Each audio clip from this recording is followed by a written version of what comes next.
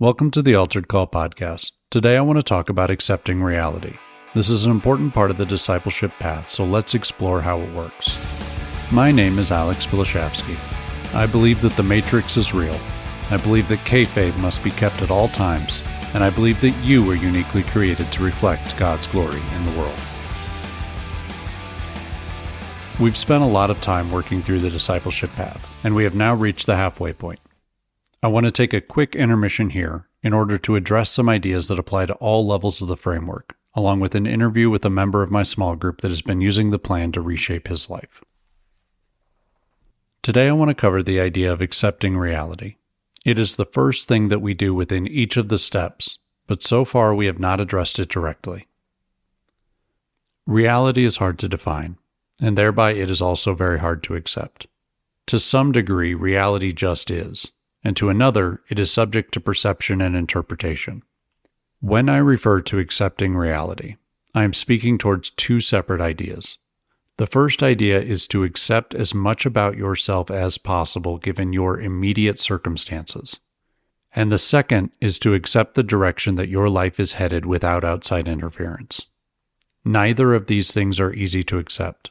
And given the ever-changing nature of our reality and our understanding of it, both aspects will need to be reassessed regularly. Let's start with the basics. How well do you know yourself? How much do you accept about yourself? It may seem reductive, but I would start this exploration with a simple inventory. What skills and abilities do you have? Name your blessings, name your curses. Many of these things will be God-given, while others will be the result of your own efforts. But in this moment, what is it that you have access to? What things are you in debt to or at the mercy of? Don't attempt to justify or excuse anything. Just do an honest accounting. How are your finances? How are your relationships?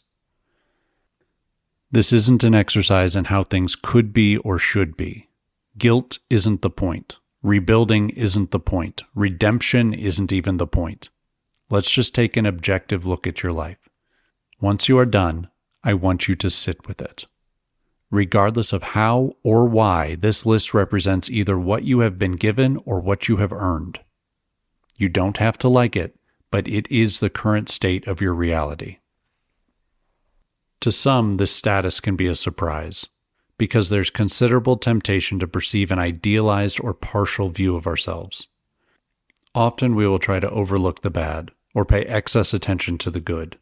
The problem is that as a general rule, we like ourselves, and we want to perceive ourselves favorably, so we are willing to gloss over or explain away aspects of our reality that we do not find particularly appealing, leveraging a generosity of spirit that we would rarely extend in an honest assessment of others. This generosity isn't bad, but it can lead to blind spots if we aren't careful. How does your inventory align with your self-perception? It is possible that you might need to ask for honest feedback from those around you in order to rightly assess your situation. It's fun to think that you're a great husband or dad, but what does your wife think? What do your kids think? Truth can be very hard to swallow, especially when it doesn't align with our preconceptions of a situation. But clarity is always a tremendous blessing. I remember helping a friend with his budget a few years ago because he was frustrated that he couldn't figure out where all of his money was going.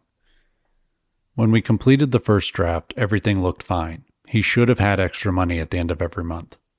I then asked him where he put the expenses for smoking, and he said that it wasn't in there.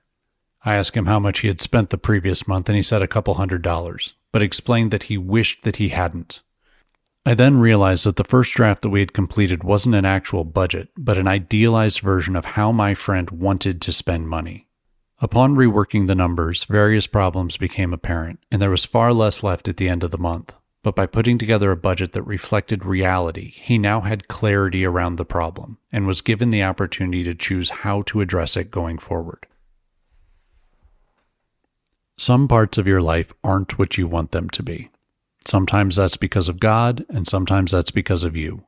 You gain nothing by denying their existence. You can wish that things were different. You can blame God thinking that he made a mistake. You can blame yourself. But none of that changes the reality of this moment. And for now, that is all we care about. Accepting reality doesn't involve projecting yourself into the future or making excuses for the past. If you think your life will be better 6 months from now, great. We will change our perception of reality when we get there. For now, we accept and work with what's in front of us. Now that we've taken an inventory of the what, let's do the same for the why. What beliefs drive your actions? Listing all of your beliefs would take an eternity, but you can start by listing out your core beliefs. What are the top 10 to 20 beliefs that you hold that define how you navigate the world? Again, not the idealized ones, but the actual ones. In society, there's what I have started to call the golden hierarchy. It goes God first, spouse second, kids next, then job, then self, then hobbies, then whatever. If you compare this to the discipleship path, you will immediately see that I don't agree with the specifics here. But that isn't even the problem. Let's pretend that it's right. No one does this. Not most people don't do this. No one does this. Yet we seem to all agree that this is the way that things should be. Unfortunately, for most people, a truer hierarchy looks like this. Addiction first, job second, then stuff, then kids, then self in both healthy and unhealthy ways, then spouse, then politics, then a hobby if you have time to fit it in, and maybe somewhere down the road, God. Again, like the first inventory, we aren't going to judge it, but if you don't understand your beliefs and how they drive you, then you have a very incomplete view of yourself. Let's say that I was able to take on your life. My brain was put into your body, or however that would have to work. While the circumstances would remain the same, the direction would shift because my priorities are different. My values are different. This isn't a matter of better or worse, but directionally your life would change if my beliefs were driving the car. So are your beliefs moving you in the right direction? What is the right direction? As Christians, we are called to die to ourselves in pursuit of God. Are you pursuing God? How much of your old self has died away in the process? I believe that wisdom is the gradual realization and submission to the way that God ordered the world. So stated another way, are your beliefs leading you into a deeper understanding and submission to God? You don't need to die so much as you need to gradually and increasingly admit that you are wrong. The beauty of this process is that it is entirely unique. God made you to experience Him uniquely, so there are aspects of His creation that will call out to you more strongly than others. Each believer will start their journey towards God in a different place and proceed in a slightly different way, but ultimately we should all be headed in the same direction. Do your beliefs reflect that? How do you know? Sin is defined as missing the mark. We all miss the mark, but when we are surrounded by fellow believers that are moving in the same direction, that deviation is easier to see. It doesn't take much for the enemy to throw you off course, but through the concentrated act of accepting reality, you give yourself the opportunity to notice these small deviations and adjust. No guilt, no shame, just change course and keep going. I was talking to one of the guys in my group the other day, and he was convinced that he either didn't have beliefs or that they weren't strong enough to matter. His plan, accordingly, was to just adopt the beliefs that he thought would lead him in the direction that he wanted to go.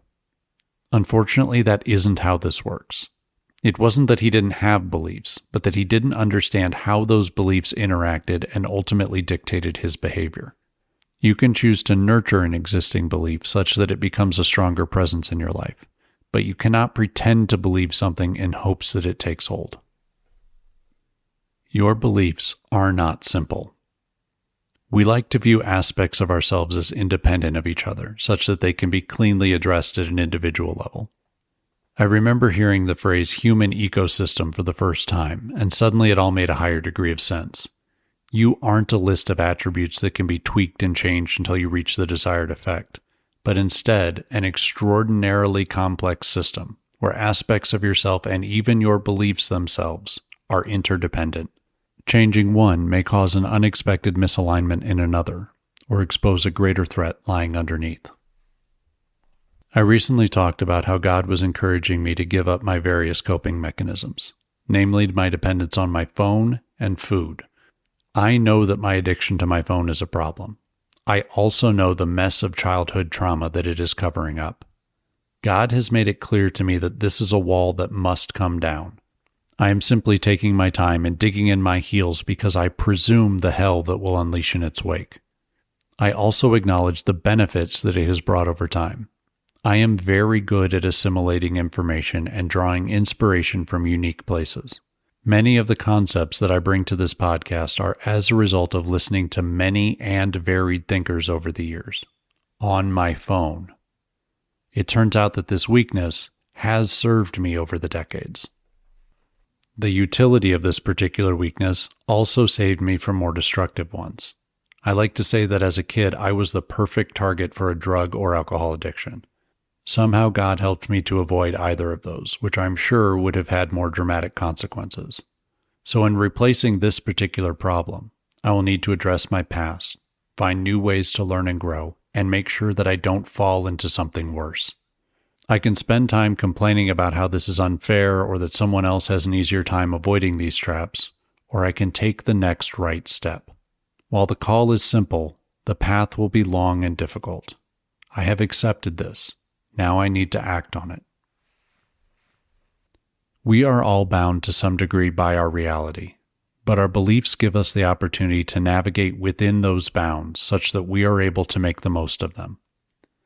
In the parable of the talents, each man was given a different number to start with, and each was held to a representative standard in the final accounting. The man with 2 talents wasn't asked why he underperformed the man given 5. Each was simply told, "Well done," upon their faithful doubling, with the promise that more would be entrusted to them in the future. The man given a single talent wasn't punished because he failed to achieve the same as the other 2, but because he didn't try. I find it probable that what is valued in culture and what is valued by God are entirely different things, but let's assume for a moment that they aren't. Let's pretend that we are able to rightly judge our inheritance. Maybe you weren't given much. Great. Little will be expected from you accordingly. If you were given much, great. You have a high standard set before you. In both cases, regardless of your reality, you will be expected to do what you are uniquely capable of doing. By accepting reality, you do a thorough accounting of what you've been given. This is the talent in the story. And acknowledge that whatever it is, your call is to put it into action. This is the doubling. Maybe you've squandered resources in the past. Maybe you waited far too long to act in ways that you were called. It doesn't matter. Each time you accept reality, we reset the board. We start with today, with what we are responsible for in this moment, and we faithfully move in the direction of God. The good news is that your story isn't over. The Master isn't yet home. How will you greet him when he gets back? Thank you so much for listening to this episode of the Altered Call podcast. Before you go, I want to make you aware of our new YouTube page. There I will post a weekly update where I discuss the most recent episode of the podcast in more detail and tease information that is coming in future episodes. Feel free to like and subscribe here, there, and everywhere if you find value exploring these ideas. You can reach me by email using alex@alteredcall.com, or you can visit the website for additional information.